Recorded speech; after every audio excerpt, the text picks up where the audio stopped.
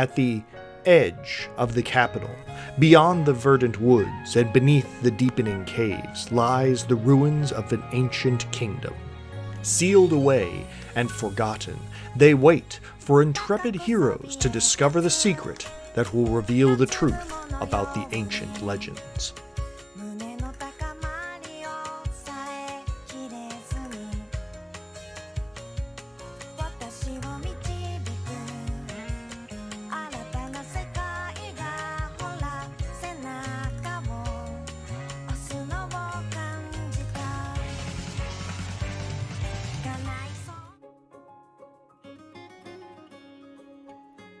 Atelier Ryza 2 is a JRPG with a heavy emphasis on crafting and exploration. It is also one of the rare direct sequels in the Atelier series, continuing not just with the same world as the previous game, but with the same characters as well. In it, you play as Ryza, the heroine from the first game, who travels from the isolated island of her hometown to the big capital city of the nearby kingdom on the mainland continent. Once there, she reconnects with her old friends, begins to learn new alchemy skills, and investigates many ancient ruins and the lost legends there within.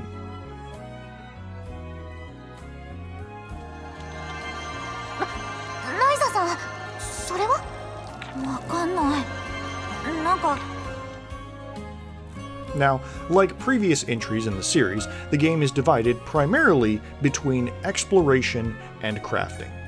Over the course of the game, you'll find yourself visiting a number of caves, dungeons, and ancient forests, each of which is filled with collectible resources and populated by dangerous monsters. You can gather items from the local environment, but you can also collect materials and money from fighting monsters. When combat does occur, it takes place in real time. Each character in your party can attack, defend, use magical spells or items on their turn, and then wait for a cooldown before they're able to act again. Defeating monsters or using skills charges your combo meter. As this meter gets higher, you'll be able to string together more basic hits and increase the power of your special attacks.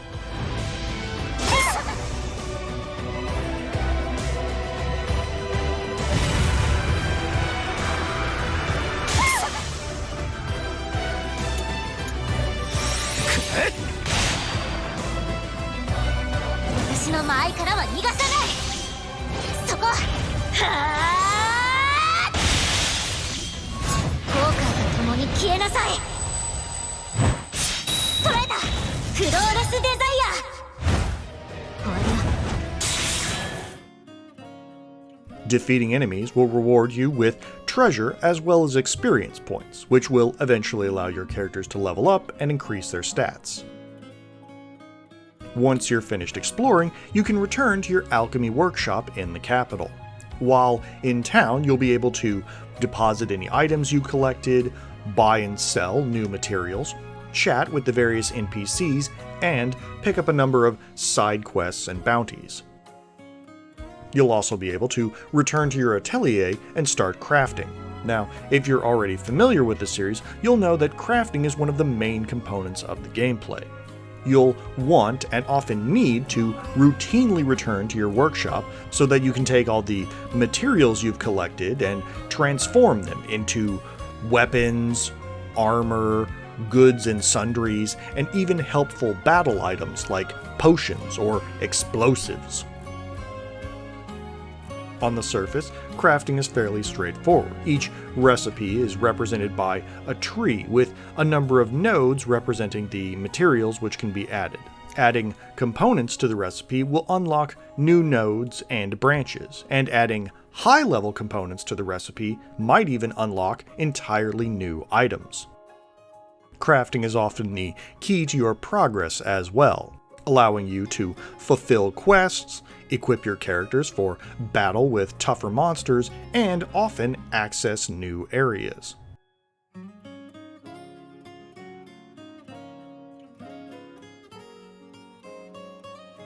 Now, Ryza 2 actually features a number of improvements and additions compared to the previous game.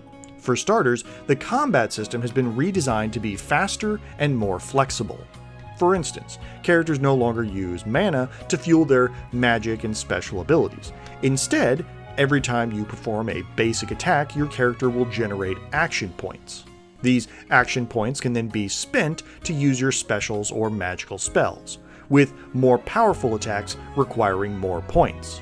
But what's interesting is that the only limit on these skills is the number of action points that you currently have, which means that you can use them in place of normal attacks, in addition to normal attacks, or at higher levels with enough points even use multiple magical spells per turn.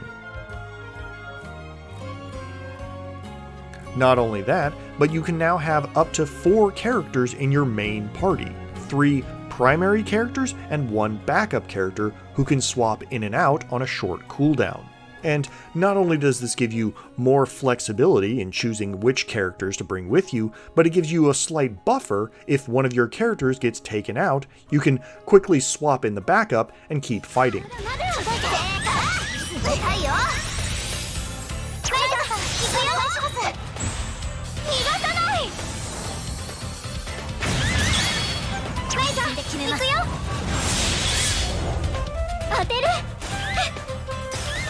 The crafting and progression systems have also been updated as well. Make no mistake, the previous game already had an incredibly forgiving system, allowing you to scrap unneeded materials for bonus points and then use those points to rebuild items that you'd already crafted. That system returns in Ryza 2, but in addition to that, you now have an option of using special alchemy potions to alter the nodes on a recipe tree. This can change the elemental affinities of that node, increase the value of the materials that you add, and potentially even unlock new abilities and effects. But the more notable change is the new skill tree system. You see, apparently in the 3 years between this game and the previous one, Ryza has spent most of her time lounging around her hometown, forgetting her old recipes, and refusing to buy new pants. Like, seriously Ryza, do you not feel that? Anyhow, once she actually does start practicing alchemy again, her old skills come back pretty fast. This is represented by an unlockable skill tree that holds all of Ryza's old recipes. As you complete quests, or even just perform alchemy, you earn points that can be spent to unlock new branches on the tree. And if anything, this makes Ryza 2 even more accessible than the first game, because you can see very clearly what items and what equipment you can unlock and choose in what order to do so. Not only that, the tree includes a number of passive bonuses as well. At higher levels, you can unlock skills which give you just flat increases to the quality of every material you collect and every item you craft, which really levels out the power curve, making it that much easier to get good results from the crafting system. Exploration has also been streamlined as well. Early on, Ryza finds and collects a magical compass, which allows her to locate points of interest in the various dungeons that you explore. Using the compass can easily help you locate treasure chests and mid-bosses, and you can check your overall progress in a dungeon by quickly seeing how many points are still undiscovered. But probably the biggest new change is the way the game handles equipable items. In the previous iteration, different members of your party could equip different numbers of battle items, sometimes as many as 4, sometimes as few as 1. This time around, there's none of that. Everybody gets a flat 4 items to bring into combat with them, with the only restriction being that some characters can't equip more powerful or more complicated items. And this is a huge relief, as it means that with a party of 4 characters, you can easily equip a reasonable selection of attack, healing, and support items. But more than that, the item system has been altered on an even more fundamental level as well. You see, in almost all previous Atelier games, your combat consumables, your bombs, your potions, your what have you, had a limited number of uses. In Ryza 2, that is no longer the case. This time around, during combat, attacking enemies and using special techniques earns you item points. And just like how action points can be used to activate your skills and magical attacks, item points are used to activate your equipped gear, with more powerful elixirs and explosives requiring more points.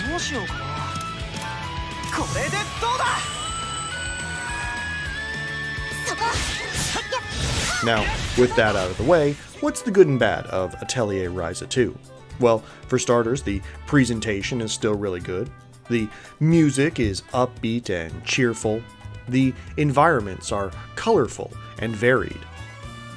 Ryza even has a number of new traversal abilities, such as a grappling hook that allows her to reach high areas, and even a magical flute that can summon a friendly monster that you can then ride around the area on. And the characters are very charming as well, with bright, vibrant character models and even multiple costumes and accessories. And wait a minute, did you guys create a custom model just for when Ryza's clothes get wet? Oh my word, you did, didn't you? Oh, alright, I mean, that wouldn't have been one of my game design priorities, but I'm not going to say no now. The crafting system is also really good, offering equal parts simplicity and complexity with a number of subsystems that can allow you to get very specific results if you want to take the time. And to top it all off, I really enjoyed the combat system this time around, as the new format really improves the flow of battles. Basic attacks charge up skills, skills charge up items, and items themselves can be used multiple times, meaning you're not locked into any one particular strategy. In the previous game, the big emphasis was on dealing stun damage, but here, with the ability to swap in characters and use multiple skills and items on your turn, there's a little more incentive to experiment and remain flexible. As for the negatives, well, Ryza 2 still suffers from the same problems that have afflicted a lot of the games in this series, with the big one being repetition. Crafting the best items still requires a lot of low-level alchemy, with you backtracking to previous areas to get all the materials that you need. The game tries to alleviate this somewhat by having friendly merchants in the capital sell you pretty much any basic material that you could need, but getting quality materials will require you to sell almost twice as much back to the pawn shop. Enemy design is also somewhat lacking. There are still a lot of familiar monsters, models, and palette swaps on display. And the enemy AI isn't much better. This is one of the few games where I actually cranked the difficulty up to hard midway through, just because I felt bad at how often I was sweeping the basic enemies.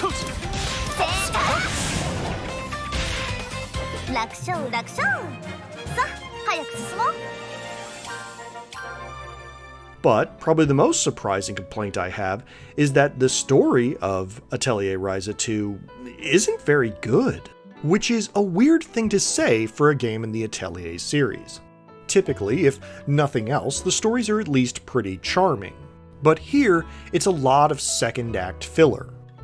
As mentioned before, the game starts with you meeting your old friend Tao in the capital city, and he suggests, mostly from a lack of any strong external direction, that you two should go and explore some of the local ruins and dungeons, because he thinks that they might contain information about ancient alchemy.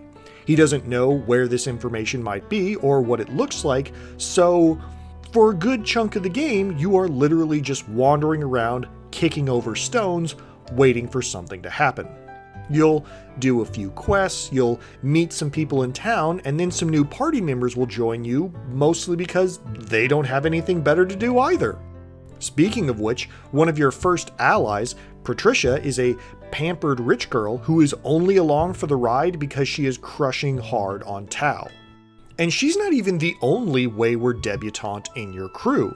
You do eventually meet back up with your old friend Claudia, and her reason for joining you is basically she's super bored. Like, you meet her in the capital and she just says, "Ryza, oh my god, Ryza, please take me with you. I have become a wealthy merchant master and I'm so rich, but so bored.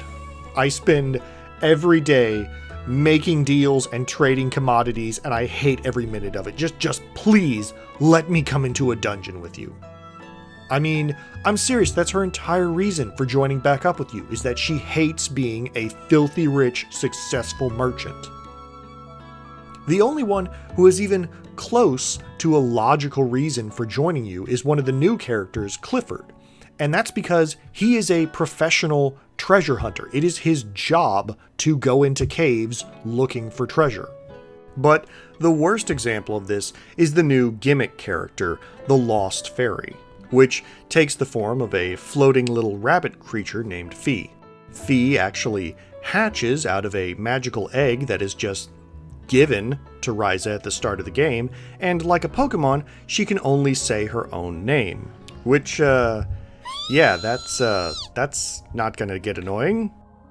Narratively, Fee acts as a magical plot device that can unlock doors, and is used to explain why only Ryza and company have been able to explore various ancient ruins in the past 1,000 years. Mechanically, this means that she could have been replaced by a set of keys, and not much in the story would have had to change, except that we wouldn't have had an adorable mascot for Ryza to get emotionally attached to. So you spend most of the game just aimlessly faffing about until the second half, when the plot peeks its head out of the ground and says, "Oh yeah, sorry for the wait, there is a super powerful monster and he is going to attack the city." But at the same time, it also reveals that, oh, by the way, the only reason he'd want to attack you is if you broke into all of his different dungeons, stole all of his treasure, and ate all of his TV dinners. And you just turn to the left and look at Ryza, who's shoving a Salisbury steak into her mouth, and go, "Oh, oopsie, well I guess our aimless wandering around accidentally awoke the harbinger of the end times, so yeah, everybody gear up, we gotta go kick his butt." In the end, I suppose I'd give Atelier Ryza 2 3 out of 4 stars, but that honestly seems generous. Not only does the game still suffer from repetition, but the plot is very underwhelming. You have all these fun, familiar characters who choose to go on this grand adventure mostly out of boredom. Honestly, the game is lucky. First, in that the combat system is so much more fast and fluid this time around, and second, in that it did fix the item system that I hated so much in the previous title. Would I recommend the game? That's a definite maybe. If you're already a fan of the Atelier series, there is still a lot to like, and it's interesting to see the evolution of the new combat and crafting systems. But if you're a newcomer to the series, I wouldn't say that this is the point to hop on. And if you play Atelier games mostly for the charming stories, this one might leave you a little disappointed. Alright, well, thanks for listening. I'll see you over the next horizon, so till next time.